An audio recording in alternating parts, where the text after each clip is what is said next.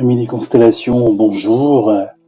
Dans la suite de l'entretien d'été, il y a cette question qui est: est-ce que les anges peuvent s'incarner?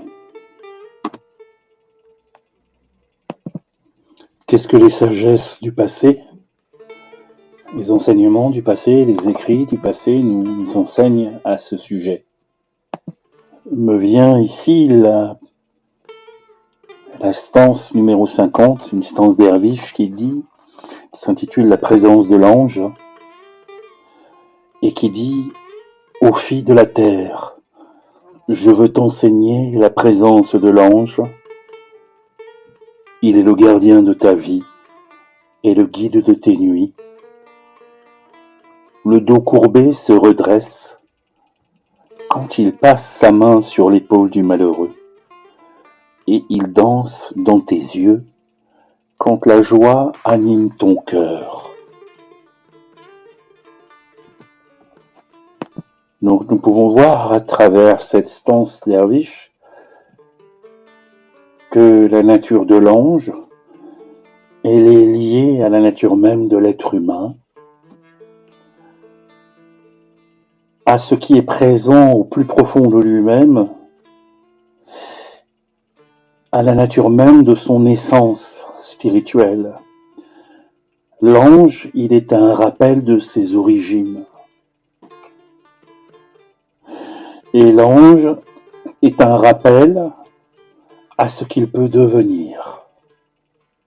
Et dans les différentes traditions mystiques ou ésotériques du passé, dans les différentes traditions, il faut comprendre que si les anges appartiennent à un monde qui à la fois nous entoure, nous enveloppe, et qui en même temps sont dans un autre espace-temps. On dit que les anges appartiennent à Dieu ou à l'éternité. On dit dans la plupart des religions qu'ils font partie de hiérarchies entre Dieu, l'éternel, l'éternité, et le monde des humains. Et ton propre monde, toi l'ami qui pose cette question. Et ce temps où Dieu existe, où cet absolu existe, il n'est pas l'univers. Souvent les scientifiques modernes dits spirituels ou les spécialistes ou les experts du New Age quantifient que l'univers est Dieu. Non, l'univers est l'expression de la création de Dieu, mais ce n'est pas Dieu. Dieu est en dehors de l'espace et du temps.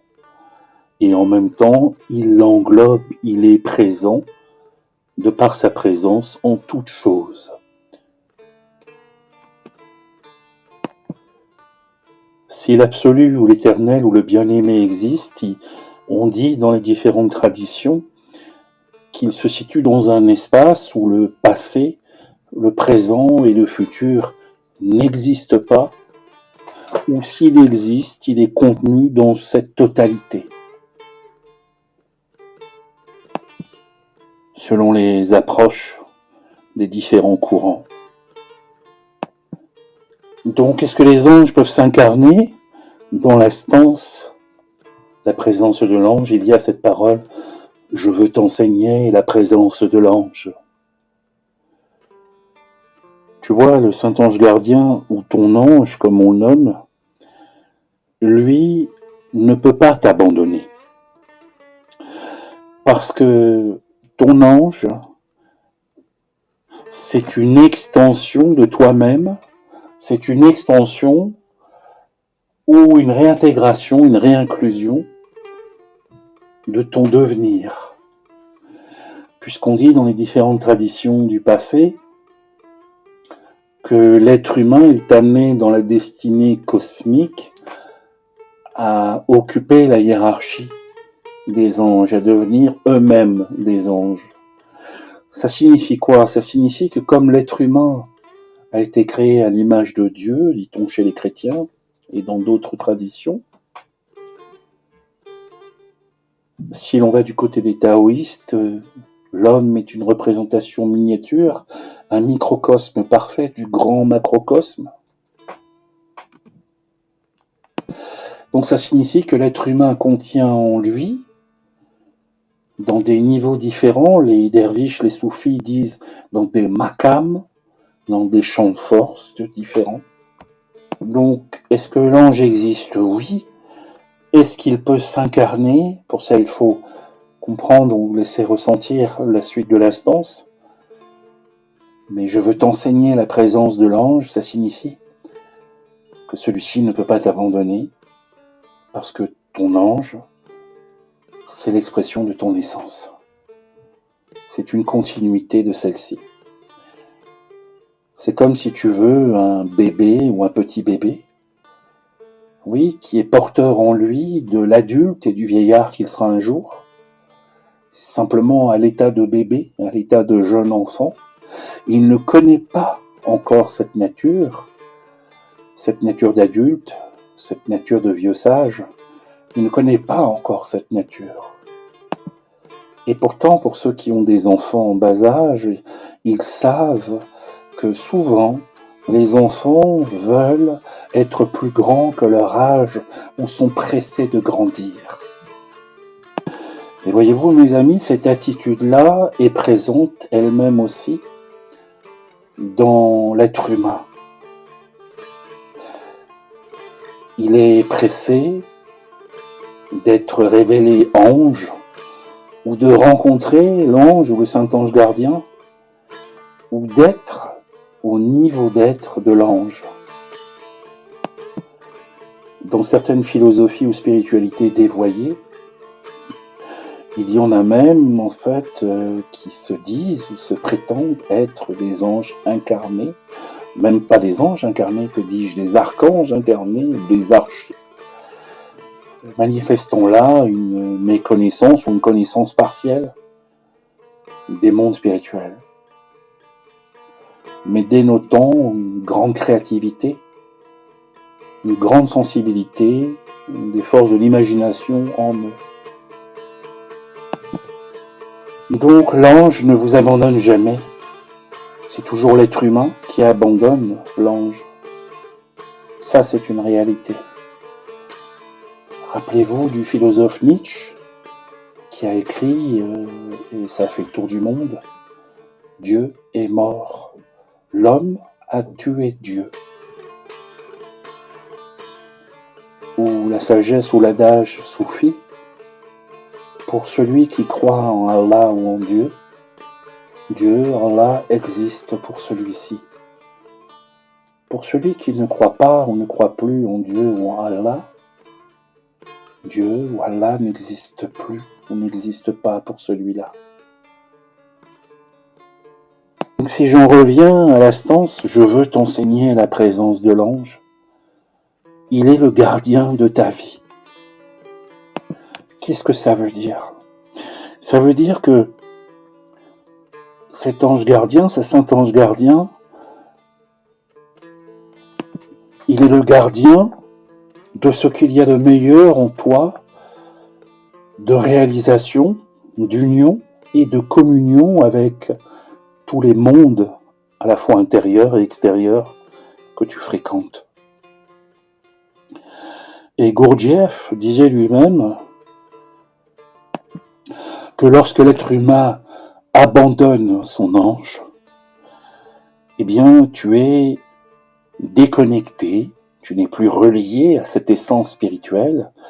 Et Gurdjieff, ce maître de sagesse de la 4e voie, qui a incarné le christianisme ésotérique, le christianisme de la 4e voie, il appelait ça les morts-vivants, les êtres humains morts-vivants. C'est-à-dire ceux et celles qui n'ont plus d'essence et qui en réalité sont déjà morts à l'intérieur, ils n'ont plus d'ange. Et quand on prend contact par le regard est vide ou avide de quelque chose dont ils ont perdu la reliance, la résonance ou la connexion. L'instance dit « Je veux t'enseigner la présence de l'ange. Il est le gardien de ta vie. est le guide de tes nuits. Pourquoi le guide de tes nuits? Au sens propre comme au figuré. Tu vois, mon ami, la nuit, lorsque tu dors, eh bien, ton essence spirituelle retourne et va se ressourcer jusqu'à la source de la vie, à l'origine de la création, aux sources même de l'absolu. Et elle est à ce moment-là, pendant le sommeil, pendant que tu dors, elle est en contact à nouveau avec toutes les forces de vie, tous les champs de force, tous les archétypes créateurs de ta vie, de ton destin, de tes identifications à intrications que l'on va nommer karma. Mais quand tu n'as plus de contact avec ton essence spirituelle, que tu n'as plus de contact avec ce monde spirituel parce que tu l'as soit abandonné par toi-même, pas elle, pas cette essence spirituelle, pas cet ange, mais que toi, tu l'as abandonné ou mis de côté, et que tu ne fais rien pour elle, pour la nourrir, pour en prendre soin, comme lorsque tu arroses les jolies fleurs de ton balcon, par exemple. Eh bien, la nature de cette essence ou de cet ange gardien ne peut plus rien guider, puisqu'il est face à quelqu'un qui est sourd, aveugle et sans parole, comme les 3 singes qui ne voient plus les mondes sensibles, qui n'entend plus la petite voix intérieure, l'ange gardien de son essence spirituelle. Il n'entend que la voix de l'ego.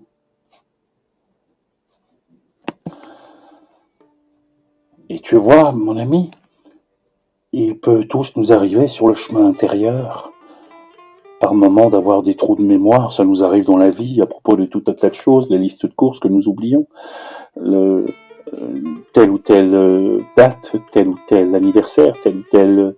Ça peut nous arriver à tous, ou ça nous est déjà arrivé.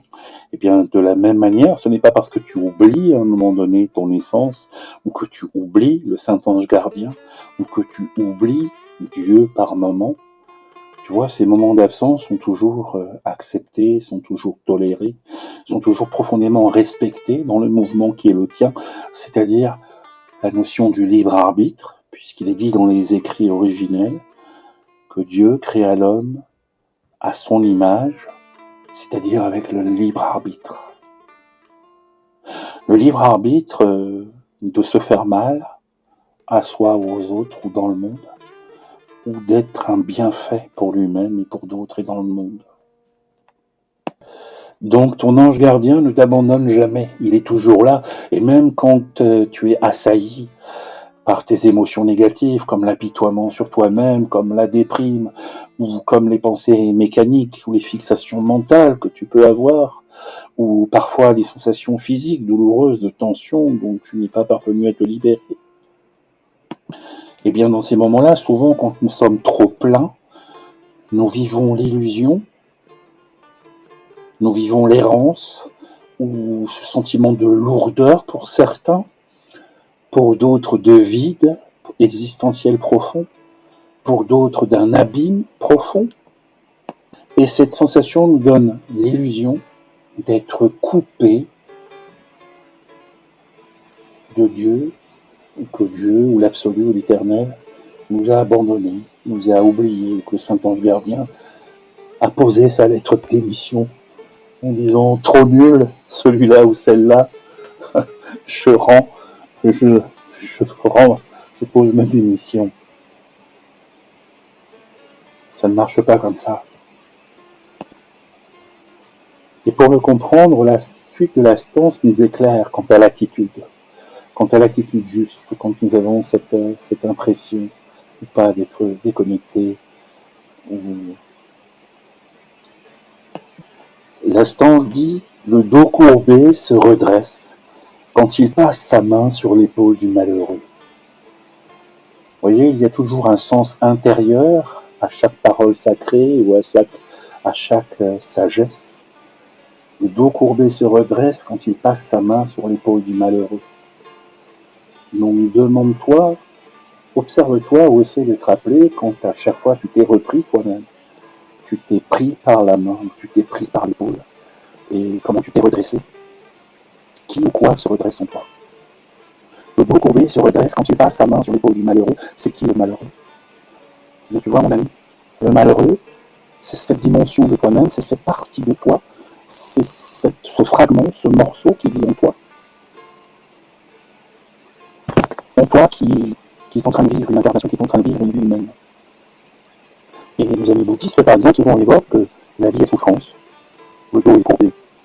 Et dès que tu reprends contact avec ton ange, ou ton essence, ou la nature du Bouddha en toi, dans notre tradition, eh bien, tu te redresses. Dès que tu te rappelles à la nature de ce qui se rapproche de l'absolu, de l'éternel, le bien-aimé, Dieu, l'Allah, l'absolu, l'éternel, l'éternité, eh bien, tu passes dans un champ plus large où toutes les formes de souffrance limitées, c'est-à-dire 90% du poids de la souffrance et des tensions que tu vis se dissolvent. Au fils de la terre, je veux t'enseigner la présence de l'ange. Il est le gardien de ta vie, il est le guide de tes nuits. Le dos courbé se redresse quand il passe sa main sur l'épaule du malheureux. Et l'instant, il dit, et il danse dans tes yeux quand la joie anime ton cœur. Et c'est dans les yeux que tu vois la présence de l'ange. Lesquels? Tu vois l'essence spirituelle ou le Saint-Ange gardien, ou les vertus de Dieu, de l'absolu de l'éternel, si elles se manifestent. À quoi tu peux le reconnaître sur terre? Eh bien, tu vas le reconnaître à travers le regard aimant, le regard bienveillant, le regard compassionnel. C'est pour ça qu'autrefois on disait que les yeux étaient le miroir de l'âme, pour ceux qui ont une âme, pour ceux qui ont une essence spirituelle et qui la cultivent. Eh bien, le Saint-Ange gardien, tu le reconnais à chaque fois que ton œil est pétillant, à chaque fois que tu sens le mouvement de joie à l'intérieur de toi. On dit dans les écrits sacrés du passé que les anges, du matin au soir, adorent Dieu dans toutes les postures. Et la danse, qu'est-ce que c'est? Eh bien, c'est différents mouvements, différentes postures en mouvement. C'est ce que l'on retrouve aussi dans les mouvements, des différentes approches d'asana, d'arkana, de mouvements. Donc l'ange, il est le Saint-Ange gardien, comme on le nomme dans la tradition chrétienne, par exemple. Il est dans tes yeux.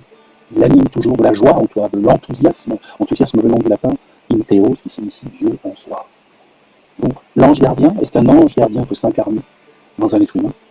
Il s'incarne à chaque fois en toi, lorsque tu as cette joie que tu reconnais et que tu accueilles en toi, que tu partages avec d'autres, et qu'ensuite que tu décides de cultiver, comme les employés municipaux d'un village qui entretiennent les fleurs de la communauté ou du village.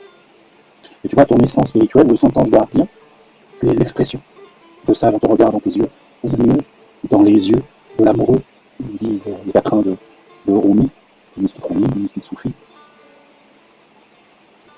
Lorsque tu n'es pas joyeux dans ton cœur, intérieurement, dans ton monde intérieur, puisque parfois cette joie ne se manifeste pas toujours à l'extérieur, pour tout un tas de raisons.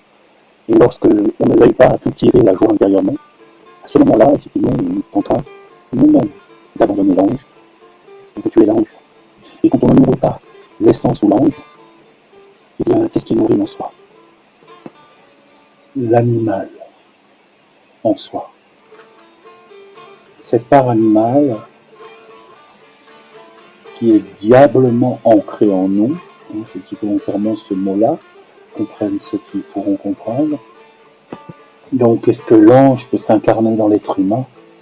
Oui, il peut s'incarner dans l'être humain à chaque fois que tes yeux brillent, ou quand tes yeux brillent de l'amoureux, de la personne qui manifeste les vertus du cœur, les vertus de l'esprit sage, quelle que soit la tradition duquel il est issu. Donc il y a cette subtilité, cette nuance. Est-ce qu'un ange s'incarne dans l'être humain? Non. À un niveau? Non. À un autre niveau? Oui. Alors c'est oui ou c'est non? Il y a là comme un paradoxe. Et si l'on se réfère à la sagesse des anciens et des écrits sacrés, qui trop souvent à notre époque actuelle sont dévoyés, sont rejetés par les nouveaux courants spirituels pour la plupart, considérant que ce sont des choses farfelues, appartenant à une autre époque, qui ont été écrits pour des simplets et des simplettes, des hommes et des femmes qu'on a instrumentalisés, à qui on a raconté de belles histoires. Et il y a là encore une fois une méconnaissance ou un fragment de stupidité que chacun pourra reconnaître en lui-même dans son passé actuellement ou jusqu'à son dernier souffle. Tous les écrits sacrés, quels qu'ils soient, contiennent des fragments de vérité. Un fragment qui est posé à l'extérieur de toi, comme par exemple on dit dans l'islam que le Coran est le livre de la connaissance qui est révélé. Et en réalité, il y a un fragment de vérité dévoilé dans le monde extérieur. Et peut-être que c'est à toi en tant qu'être humain, toi en tant qu'ami, toi qui m'écoutes, qui est de faire cette partie du travail, 10% du travail, pour te reconnecter à cet élément de vérité qui est en toi, qui est unique et que personne ne peut trouver à ta place. Et les écrits dans le passé nous enseignent quoi?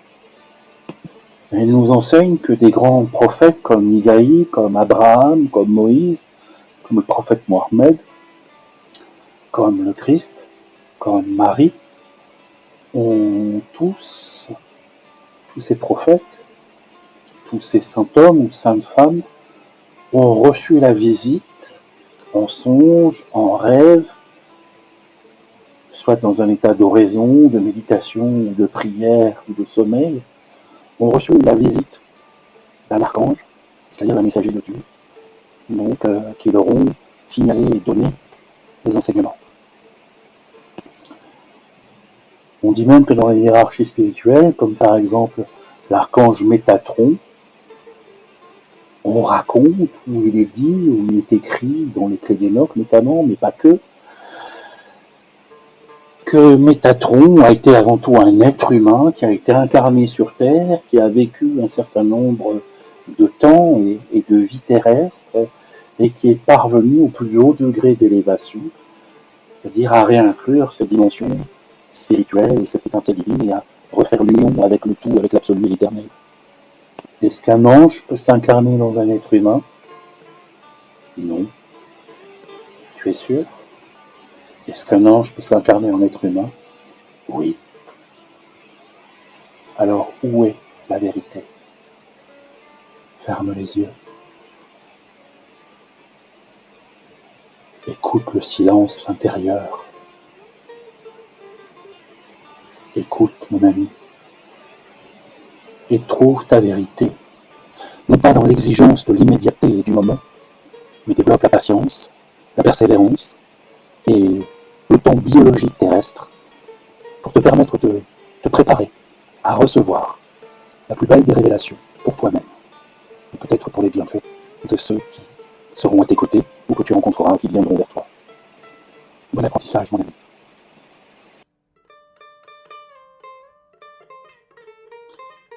Et voyez-vous, mes amis, il y a dans le film de Gurdjieff, Rencontre avec des hommes remarquables, vers la fin du film où Gurdjieff, après un long cheminement, au sens allégorique comme au sens réel, un long cheminement intérieur et extérieur, à travers toutes les aventures qui lui arrivent dans le film, il arrive enfin à l'école des mystères, il arrive dans cette école de sagesse et où on le conduit, on l'amène vers le maître de sagesse, vers le maître des lieux. Et le maître des lieux lui dit ces paroles qui résonnent encore en moi: « Tu as enfin trouvé ta place, mon fils. Tu as enfin trouvé ta place, ça signifie quoi? Tu as enfin trouvé ta place et tu as décidé à partir d'une inspiration et tu as posé des actes. Et l'aspiration de ce que tu as décidé pour toi, de ce qui était le plus important dans ton existence, et les actes que tu as posés font que tu as trouvé ta place. » Ça, d'un point de vue systémique, c'est un élément essentiel et important. Ensuite, il y a cette parole du vieux maître: « Tu as enfin trouvé ta place, mon fils. » Mon fils, c'est qui? C'est ce que l'on nomme mon fils. Derrière ça, c'est fils de Dieu, fils de l'Éternel, fils de l'éternité, fils d'Allah, fils du Tao. Et dans certaines écoles initiatiques, c'est fils des prophètes ou fils du prophète. Donc le vieux maître lui dit, « Tu as enfin trouvé ta place, mon fils. Tu viens comme un agneau. » Et là, encore une fois, nous avons cette force du symbole. L'agneau, c'est à la fois cette part animale, et l'agneau, c'est ce qui rappelle dans la religion, les religions abrahamiques, l'agneau de Dieu. Tu viens comme un agneau, c'est-à-dire avec l'innocence retrouvée. L'agneau de Dieu, il est innocent, il ne sait plus rien. Il a cette humilité de ne rien savoir, de ne pas savoir. Il est redevenu innocence. Tu viens comme un agneau.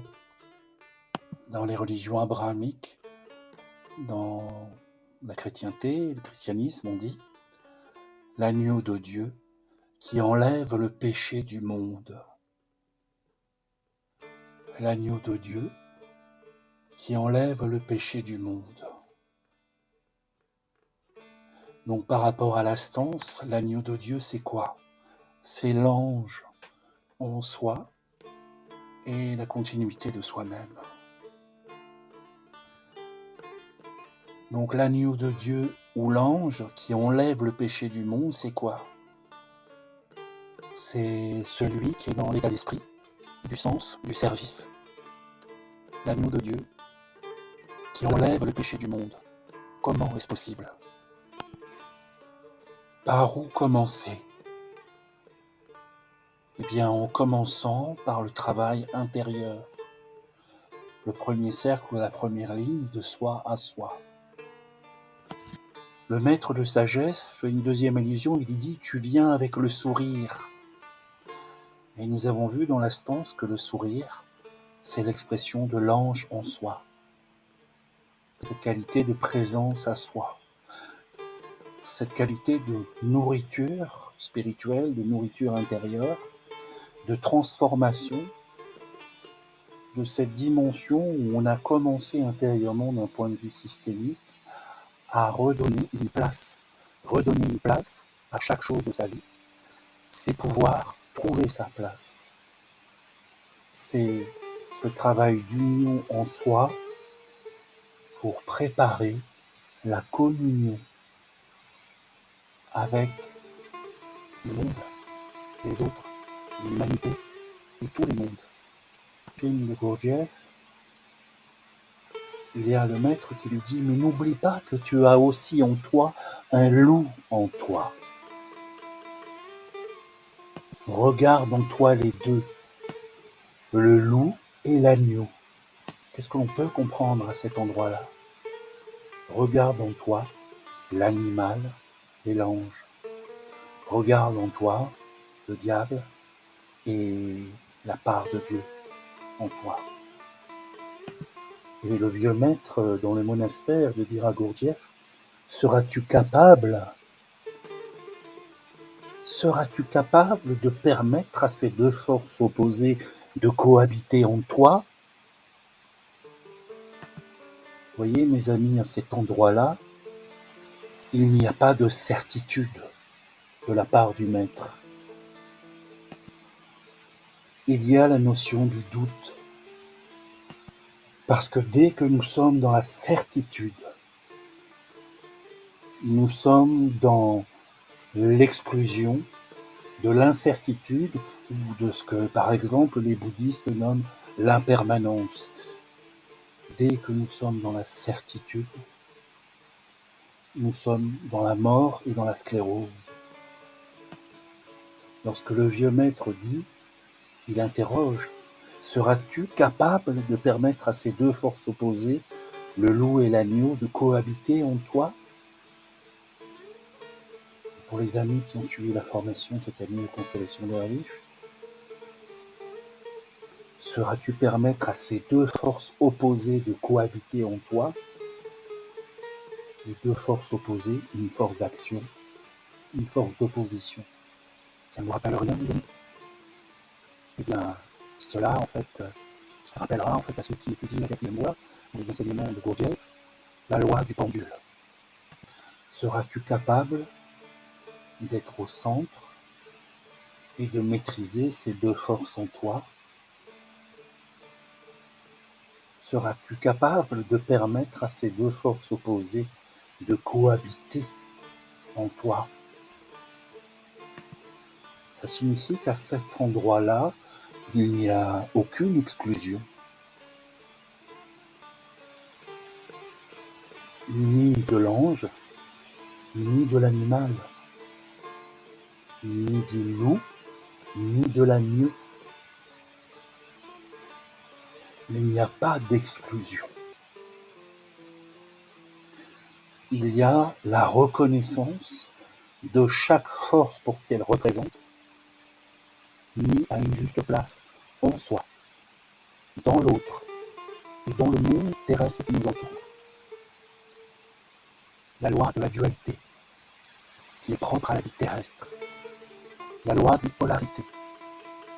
Et il n'y a que lorsque je fais ce travail de pouvoir contenir en moi, de pouvoir maîtriser en moi le loup et l'agneau, que je peux parvenir à cette troisième force qui est décrite dans la triade, donc deux formes de trinité, la conciliation ou la réconciliation. Vas-tu permettre à ces deux forces opposées de cohabiter en soi, en toi? Qu'avons-nous tendance à faire en tant que chercheurs spirituels, religieux, engagés dans notre voie au départ, dans notre compréhension partielle de cet enseignement qui nous vient de Dieu, et des messagers de Dieu, de l'Éternel? Eh bien, au début du chemin, ou dans les spiritualités modernes et actuelles, pour les spiritualités du New Age ou du New Age, il y a cette notion où on ne veut être que lumière, où on ne veut être que l'agneau de Dieu. Et ces évidences nous conduisent à un moment donné à ne plus vouloir être l'agneau, mais être Dieu lui-même. Et sans se rendre compte, à ce moment-là, nous sommes dans un mindset, je dis volontairement ce mot, dans un mindset en réalité de l'ignorance, de la cupidité, de l'avidité, de la peur, de l'abus de sexe. Donc nous sommes dans une exclusion à vouloir être que lumière, et pour d'autres à ne vouloir être que le loup pour asservir le monde et les autres. Le maître du monastère donne encore quelques conseils au jeune Gurdjieff. « Écoute-moi bien, lui dit-il, cela ne viendra pas tout seul. » Là encore une fois, c'est un enseignement précieux sur la voie spirituelle authentique et réelle, et non illusoire, ou ce que l'on nomme les fausses lumières sur le chemin, et non comme sont promues tout un tas de méthodes, la loi de l'attraction. Hein. Il n'y a rien à faire, il y a juste effectivement à poser l'intention et la loi d'attraction ou d'appliquer la loi de Nikola Tesla 369 et de laisser faire. Je pose juste l'intention, j'élève ma vibration, je vibre mieux qu'un vibromasseur, hein, je vibre d'une intensité lumineuse dans la 12e dimension, la 16e ou la 19e ou une autre. Et je peux rester comme ça devant Netflix à attendre que ça vienne, puisqu'il suffit d'être dans la vibration, et il suffit de décider pour que ce soit. Et le maître de sagesse de Gurdjieff, écoute-moi bien, cela ne viendra pas tout seul. Le maître rajoute à Gurdjieff, ce n'est pas assez d'y réfléchir. Y réfléchir, ça veut dire acquérir tout un savoir intellectuel, une compréhension mentale des choses. Ce n'est pas assez d'y réfléchir, d'en rêver.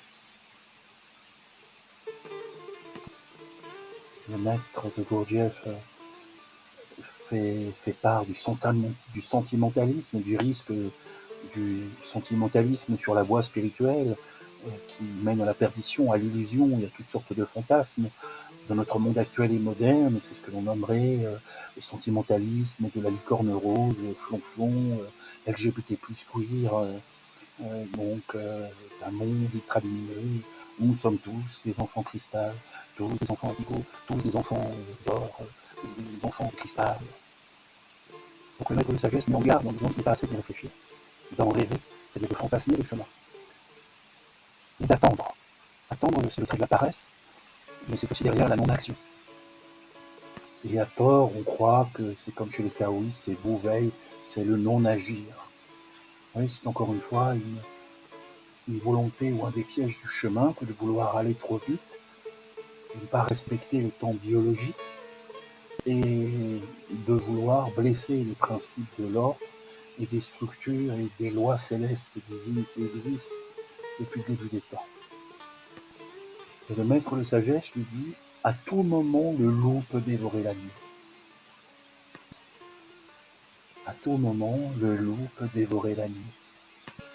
À tout moment, le malin en toi peut dévorer la pureté et l'innocence en toi. Quand je ne m'occupe de la lumière, quand je ne fais que m'occuper que de la lumière et que je ne veux être que lumière, eh bien, j'exclus, et exclure, c'est mettre de côté. Et mettre de côté, qu'est-ce qui se passe à ce moment-là?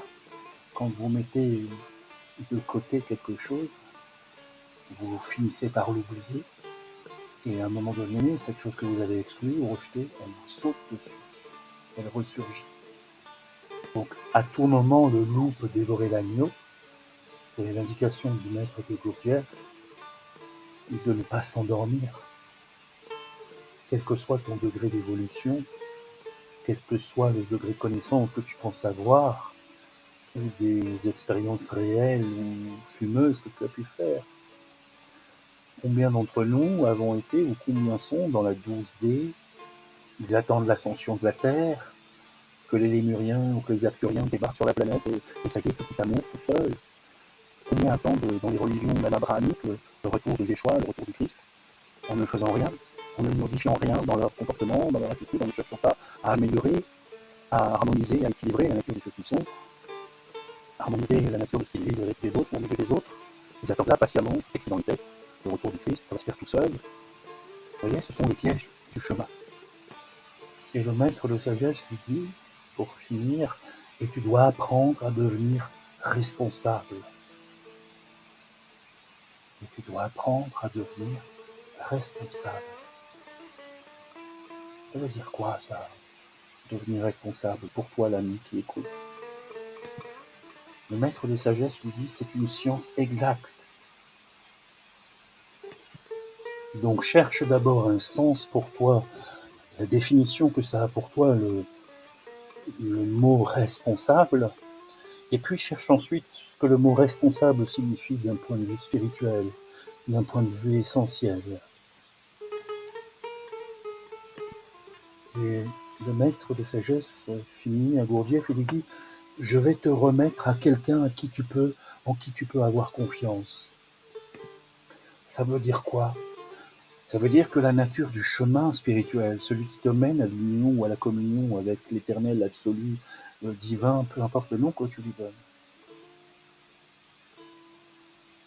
Quand le maître dit je vais te remettre à quelqu'un en qui tu peux avoir confiance, c'est-à-dire le chemin, c'est ne pas être enfermé seul de ton monde, seul dans ton monde. Tu peux avoir des moments de retrait, tu peux avoir des moments de pèlerinage, tu peux avoir des moments de retraite méditative. Mais l'aspect du réel, c'est d'être là dans le monde. Et le monde, la caractéristique, ce n'est pas toi, tout seul, coupé du monde, dans la 12D en attendant que ça vienne, mais bien au contact des autres, au contact de ce que tu aimes déjà dans ce monde, et au contact de ce que tu n'aimes pas. Et que se passe-t-il, mon ami, lorsque tu vois en toi ce que tu aimes déjà, et ce que tu n'aimes pas en toi? Eh bien, si tu en as fait l'expérience par le passé ou aujourd'hui, ou si tu la feras demain, tu observeras que ce que tu n'aimes pas génère cette tension à l'intérieur de toi, génère ou réveille cette part animale, cette part de loup en toi.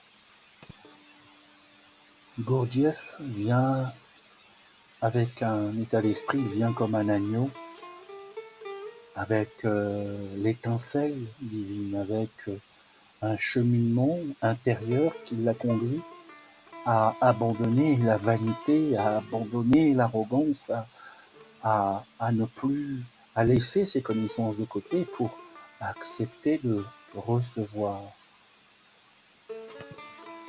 Certains ont ont comme mouvement de ne faire que prendre. Et leur mode de vie ne fait que de prendre, et ils prennent tellement tout le temps en tout, par le trait de l'avidité, qu'ils ne finissent même plus par apprécier ce qu'ils prennent.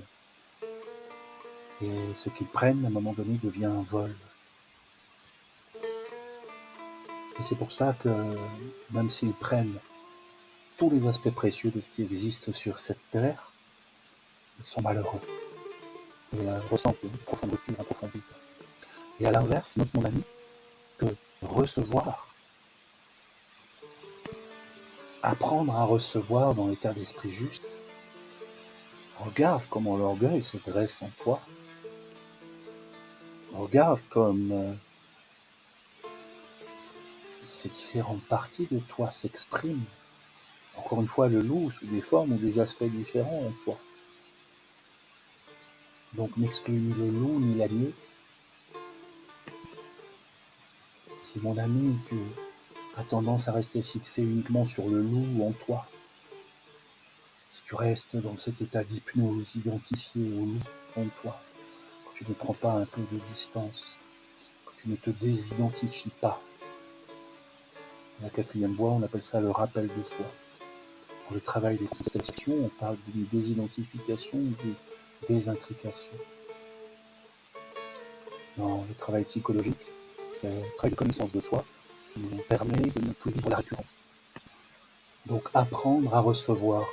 Quand le maître du monastère lui dit « Je vais te remettre entre les mains de quelqu'un en qui tu peux avoir confiance », le maître confie un agneau et il lui désigne un berger. L'agneau est celui de l'apprenti, celui qui est propre comme un enfant, un nouveau-né. Pour ceux qui ont des enfants en bas âge, vous connaissez à quel point ils sont pleins de vie, pleins d'envie, et ils ont une certaine vision de monde, ils veulent tout, ils se sentent capables de tout. Assez rapidement, ils se trouvent confrontés aux limites de ce monde, des autorités qui les entourent. Ils voient bien dans la possibilité qu'ils ont besoin d'une autorité, et bien sur le chemin intérieur qui mène à l'union avec le tout. Et bien, il y a cette notion d'accompagnement, d'un berger. Et le berger, c'est quoi? Le berger, c'est celui qui connaît le chemin dans la montagne. Il connaît les pièges du chemin, les illusions, les endroits où tu risques de te faire mal, les endroits où tu peux tomber. Et il est là et il t'accompagne. Et toi, en tant qu'agneau, tu fais le cadeau et la grâce que le berger ou le compagnon ou l'ami sur le chemin puisse être un rappel pour toi. Un rappel pour connaître ce monde en toi. Et vers la fin du film, le maître de sagesse propose à Gurdjieff, à l'élève, d'aller observer dans le monastère les mouvements, les danses,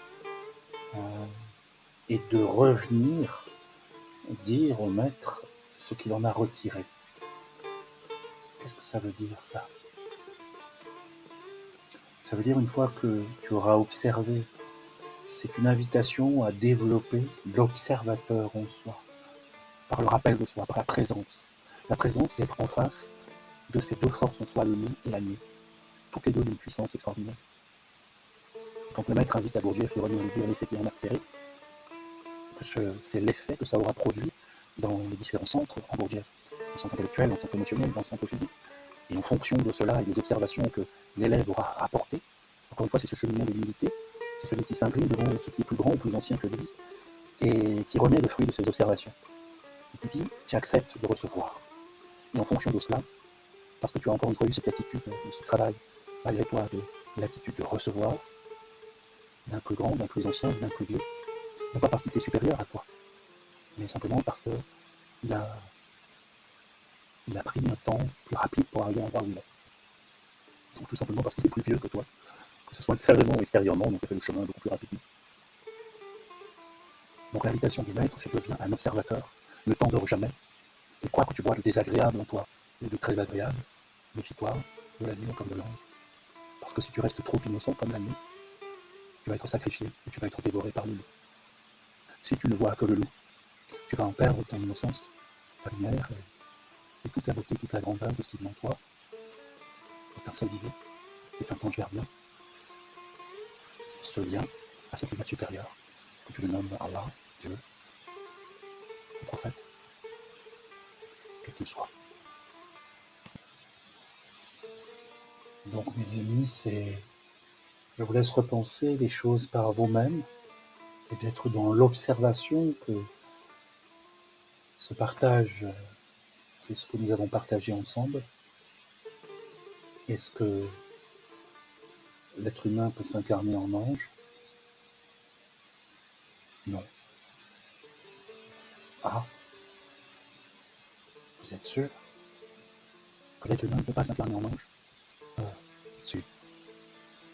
Alors où est la vérité? En fonction de celui qui pose la question, la réponse sera différente. Je vous souhaite une belle journée, une belle soirée.